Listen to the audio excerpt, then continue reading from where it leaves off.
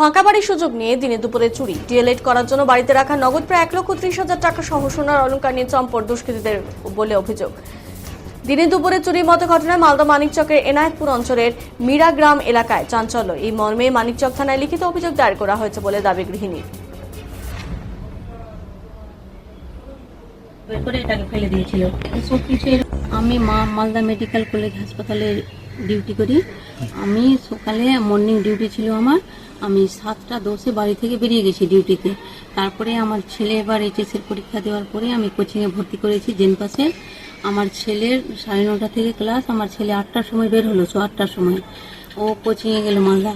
আর আমার বোর্ড ছিল বাড়িতে, ও 10টা 10:30টার দিকে বাড়ি থেকে বের হলো। ও এবার বের হওয়ার পরে ওরা কাজে চলে গেল। এবার আমার ডিউটি 2টার সময় শেষ হলো।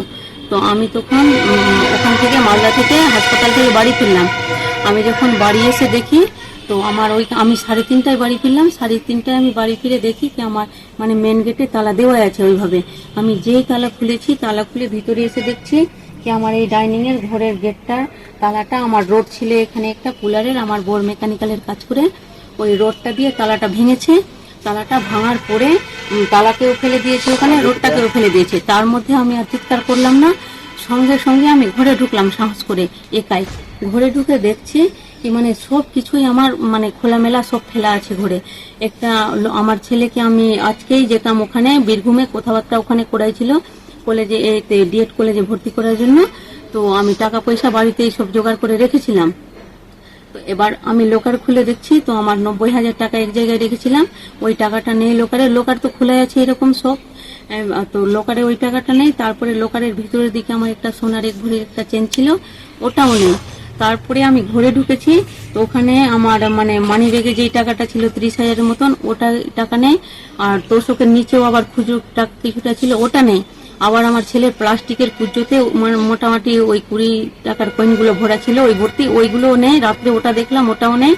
তারপরে আরেক জায়গায় টাকা ছিল, কিছুই ছাড়েনি, কিছুই না আমার বাড়িতে। তারপরে শোকেসের নিচের কাঁচটা ভেঙে করে খুলেছে, কাঁচটা খুলে ওখানে আমার একটা আটানার একটা বালা ছিল হাতে, হ্যাঁ সোনার বালা ছিল, ওটাও নেই।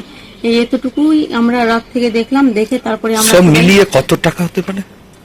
সব মিলিয়ে ওই 1,30,000। তো আমাকে ফোন করলো মাসি, 10টায় আসলাম।